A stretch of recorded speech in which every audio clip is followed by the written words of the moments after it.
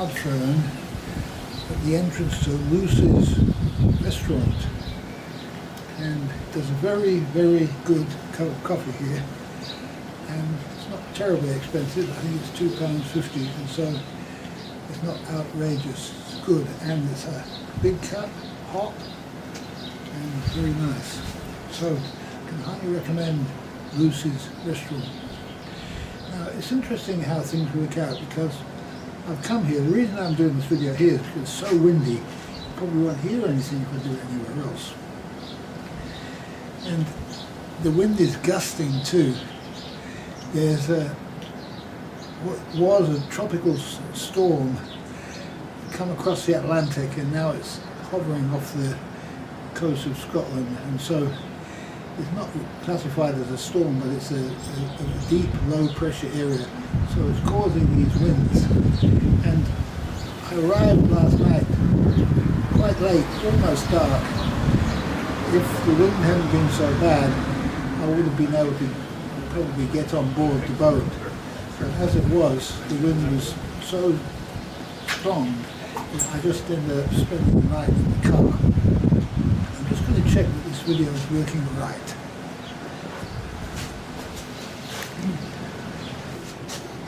Yeah, so that's good. So I had to sleep in the car, and actually it wasn't so bad.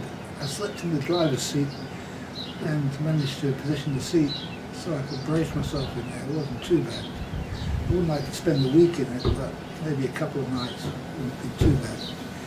And because I've been stuck in the car, I've had to do a lot of driving around, walking around, checking out Ardfern. And I'm glad I did this, because now I know a little bit more about what's here. And it's obviously no good to load the boat up from the dinghy. It needs to be loaded up from the marina. And the marina's got some nice visiting berths there. And so now I know where they all are.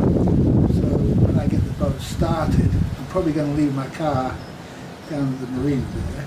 And then when I eventually get the boat started, I need to move her around into the marina to load up and finish off really. So that's my plan for now. So everything works out good.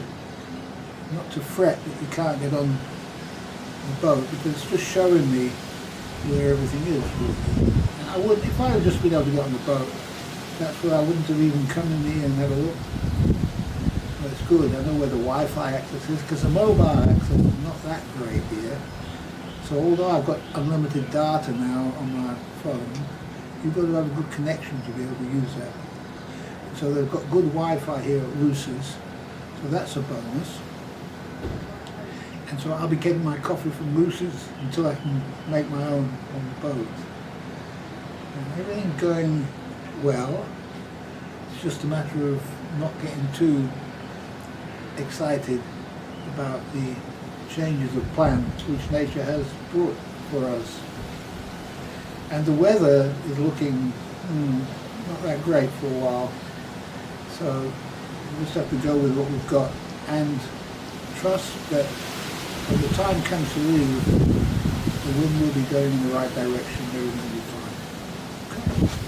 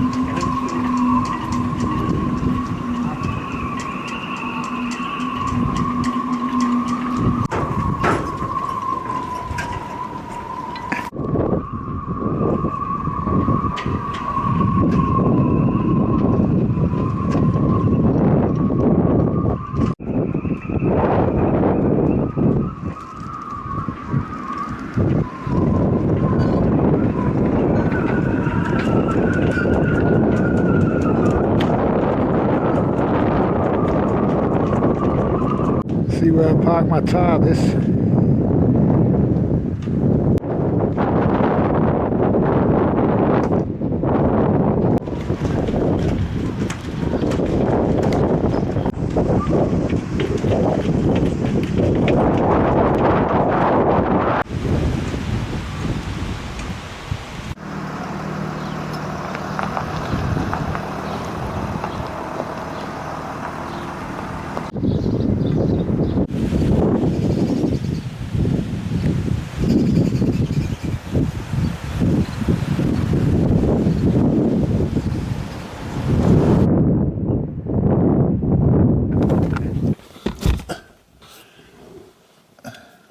Well, I don't know how much you can see of me. I've just been out to this boat, and the boat's called Terrapin, I think.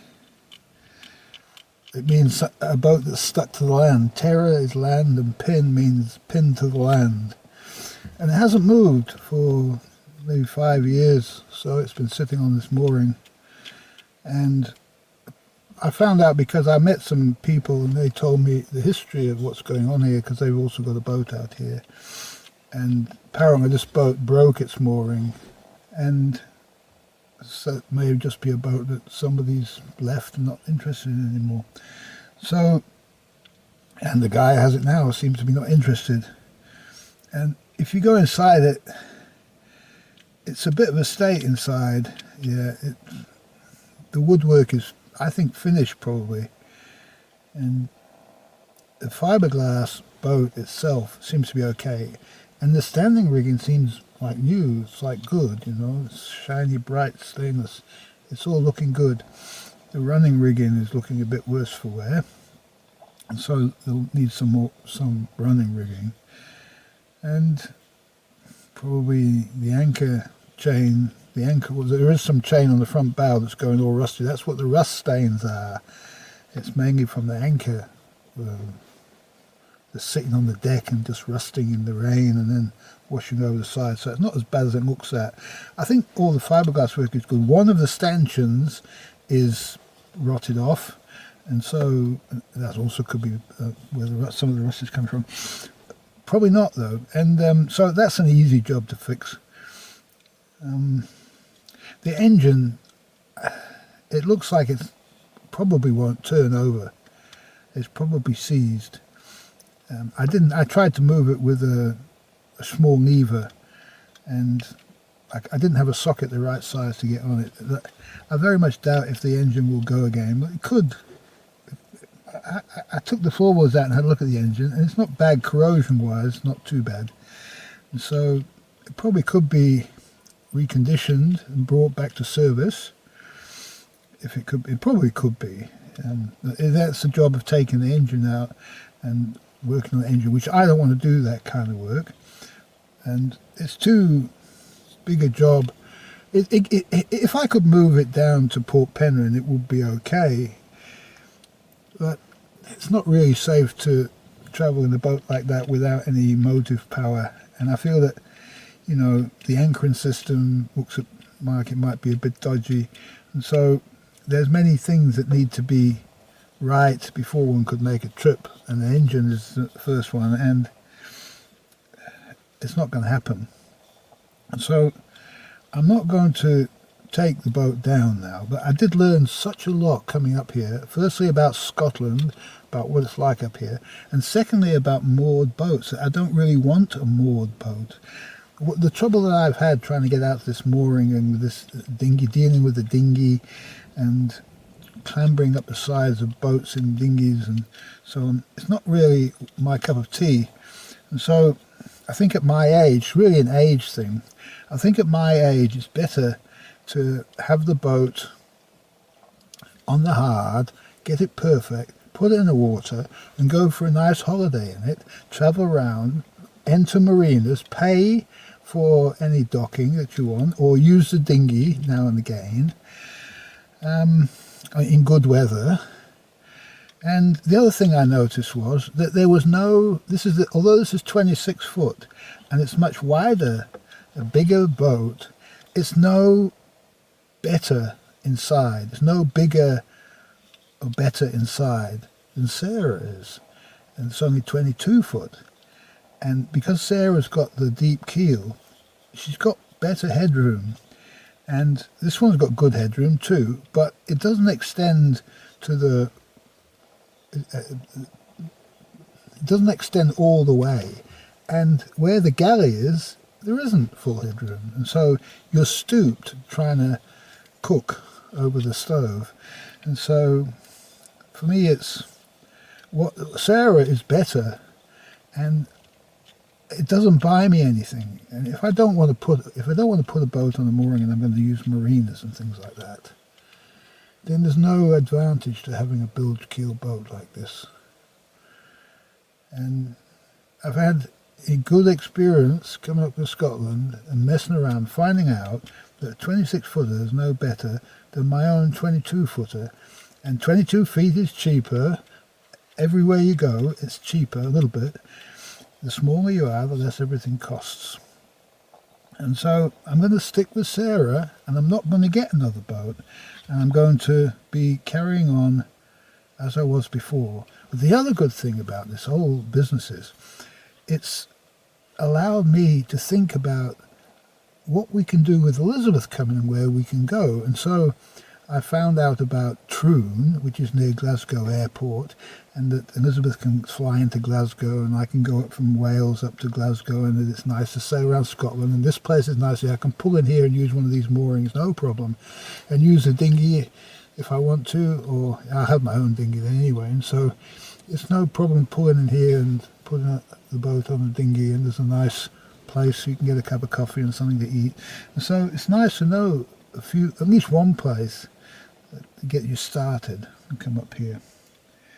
And so it's been a wonderful experience, and now I have a 99p 26 foot boat that I can give away to somebody who will want it. And I did meet an Australian guy up here, just arrived here, and that'll be the sort of candidate if he was staying for a while. Or there was also the local shop owners here seemed to be surprised that I found a cheap boat. They probably would love to have a boat that they could potter away at on the weekends and so on and so forth. We'll see. So I took all my sleeping bag stuff and everything out there and food and that, but I wasn't going to spend a night on that boat because it wasn't in nice enough condition inside. And it's pretty basic, and the whole boat has been done with not really the correct materials. So it's the sort of thing that if you wanted to do a really nice job, woodwork, and really had the idea of fitting out like you do a caravan, like you fit out a caravan inside, this is an ideal boat because you can just take it up, put it in the hard, rip it all out, and start again and do a really nice job and put everything new in, new cushions and new everything, new stove, strip out the wiring, put all new wiring. I mean, the wiring looks all right, and you could just use the existing wirings in there and just redo it all, just make sure it's all working, the batteries, and put solar power on it, all the rest of it. I didn't look at the sails, but from a distance they look worse than what they actually are. It looked all right, but the sails looked all right. So, I could have stolen the sails, I could have stolen bits and pieces off the boat. No, I'm not going to do that, even though I could use them for my boat. I'm not going to do that. This boat is going to go with everything that's on board, and it's going to be a good project for somebody. And it should be fixed because it's a nice looking boat. I did notice there's some kind of damage in the fiberglass inside. It's not serious. Looks like it's either taken a knock or maybe a bump on one of the keels or something like that. And it just needs grinding away there and a bit of reinforced fiberglass put in. It's not a big job, It's £100 a fix, really, even if you've got somebody else to do it. And so here again, if you strip it all out, strip all the woodwork out, you can see anything like that and fix it all before you put it back. So, good project for somebody. Terrapin, I would change its name to Fly Like an Eagle or something like that. Okay, now you know.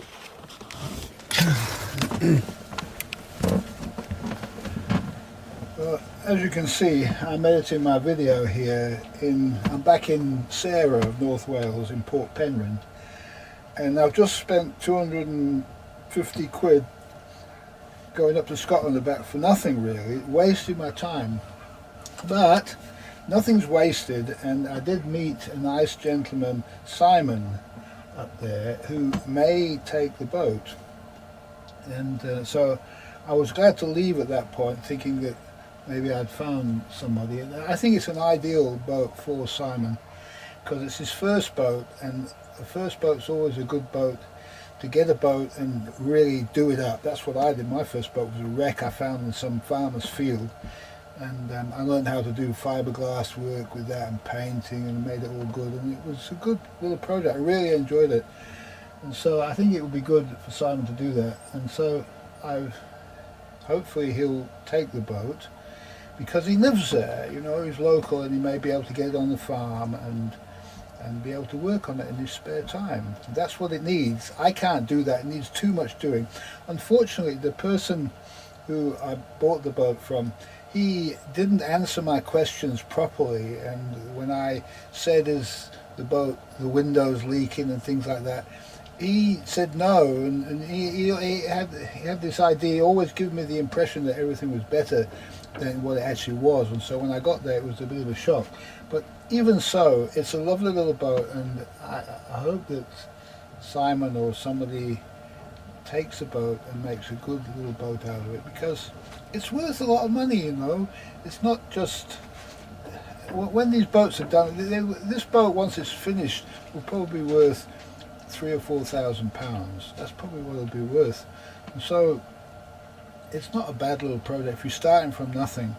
And I would imagine to finish the boat off, in the end you're going to spend a few thousand on it. In the end you're going to spend that, but over time it's okay. And any boat, even if you get a boat in good condition, you're going to spend thousands on it anyway. And so yeah, I think it's a good project, and a lot of people can't afford to get into. I had to buy this boat. This boat cost me £1,000, and it needed everything doing, really, you know. It was in better condition than that boat, but not that much better. I had to fix all the leaks, and the woodwork starting to go off, and I had to remedy some of that. And many systems not in place. Electrics needed to be sorted out, and still working on the electric motor solution.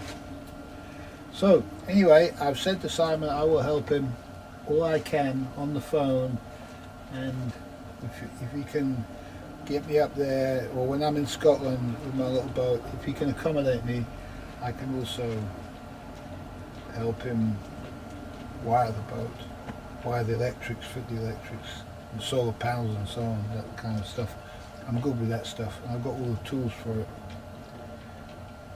Okay, so there we go. Let's see what happens to Terrapin, who hopefully flies like an eagle in the end. Thank you for watching.